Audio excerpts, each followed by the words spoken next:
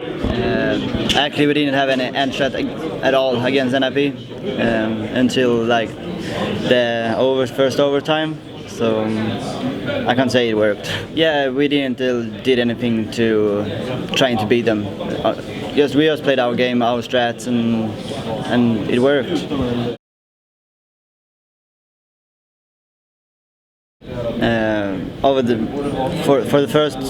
On the first match, we thought we won, and we were like celebrating. We were really happy. Like all the work we have put down the last 2 weeks, and everything we have done finally paid off. We have been playing so much. We have put on so many hours to this to just beat NIP. And we finally did it in the group stage, so we were like celebrating. We were really happy, and I think they were a little bit disappointed, but we all said good game to them, and we were like, yeah, it was well played, good game. And after that, we just celebrated as a team, and we talked and what we did wrong and what we did good, and we thought we had won. But afterwards, an important point, we shook hands with everyone like a normal game for the first overtime. And yeah, they shake our hands, and we thought like we had won. We were so happy. We made a lot of interviews because no one thought that we could win against NIP. So we did like a lot of interviews, all of us, and we were really happy. And then we went to the VIP lunch and took some coffee and colas and just talked about the game, and just talked of like in half an hour or something. Patrick Kahn, he came to us and said the NIP had made a conflict about the overtime. Like you all know, it was like we played MR5, and that was not the case in the rule book, I believe. So they made a protest, and yeah, I think the admin messed up a little bit, and it was supposed to play in MR3. So after a while, after discussion with the admins and all that, they come to the conclusion to play only the T-half in the MR3, and we were in front of the C-half 2-1. That no one of us agreed to, or we were like forced to agree with it, but we didn't really. We felt like robbed of the game because we won fair and square, in my opinion. We won this first MR5 4-1 and then 0-2, so overall 6-1. And when they wanted to remove 2 rounds from the C half, so it was 2-1. So I don't understand why they want to remove our 2-0 as T-half. Because if we played it in MR3, we would have won 4-1 anyway. So in our opinions, we couldn't really see why we should play the T side again. We couldn't say no. It was like we were forced to play it. Like we couldn't say. We could have said, okay, we don't want to play it, we want to drop off the tournament, but that was not the question. The question was, you lead 2-1 and you play the terrorist side. That's it. And for us, it felt like punch in the stomach, because we're all good friends with NIP. Like I've been playing with Xist for the past 2 years, like in Fnatic, and I'm really good friend with Get Right. So I just thought they were like stabbing me in the back, because we have put down so much hours to prepare for just this single game, and we finally beat the best team in the world. Like, you can't imagine how we felt in that time. We were so relieved, we were so happy, we got a good start in the tournament, and hopefully we got an easier bracket, and yeah.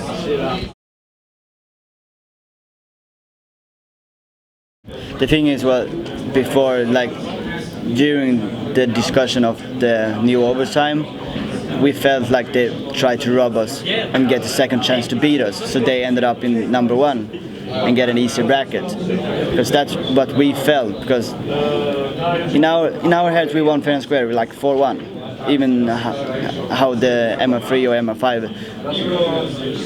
So when they backstab us, in my opinion, I felt so much anger, because I didn't knew my friends could do that to me.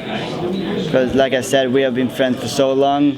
We've been playing so much together for the past 4 years, and I couldn't believe they could have done this to us, because we're a new team and like we have been playing so much, we have put in so many hours. People don't think we have done so much. We have been playing so much and like trying to focus on just this game, and we felt so robbed. And I'm just repeating myself, sorry. And after the game, in the heat of the moment, we were like,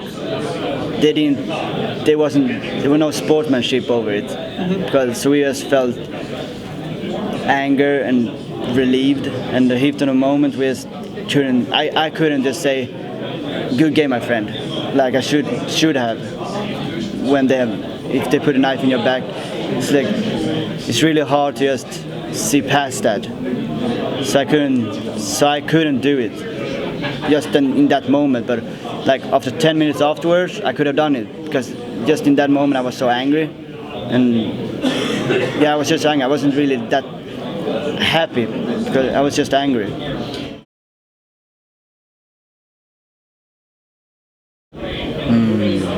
I don't know. Let's get on. Yeah. Well, basically we're in a kind of a transition mode with our team. Try to focus more on teamwork instead of just individual skill. So we're in the middle of the transition mode, and with the boot camp we had a lot of official matches. It's kind of hard to practice and fail. You have to fail and fail and fail, and then rebuild. With all those official matches, you don't want to show everything. You don't want to, that's how it is. I mean, this is a big tournament. You want to go there and do well. So we didn't really have the time to transition to that mode. We think we should play. So we're kind of unstable at the moment. Like, for example, we beat NIP and then we lose to Lemondogs. So we basically played a little worse, I guess. But the main thing is there was a lot of delays. We were tired. We got a good start, but we couldn't keep it. We couldn't keep focus. We couldn't keep our sane minds into that game. Lemondogs played well though, so no disrespect, they're in the finals now, so they deserved the win. But I think we could have played better. Yeah.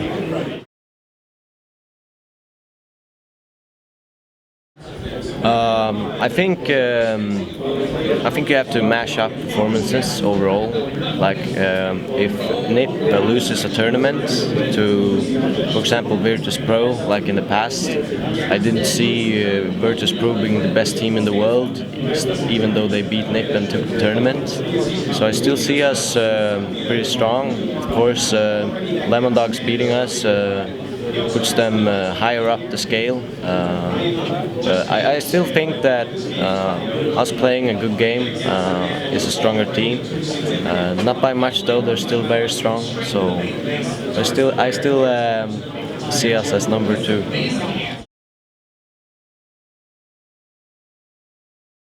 I believe NIP gonna take it like 2-0. No, like 16-10, 16-13.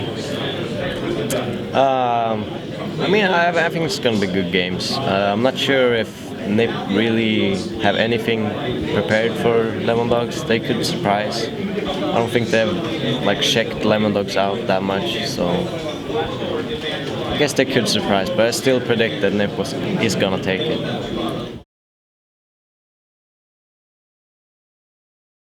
I just want to apologize for all the fans, for us players, to all the fans and the NIP players, because our behavior after the second overtime wasn't acceptable. So I just want to apologize to all of you guys, and hopefully we can manage to hold our feelings inside us next time, if something like this happens again.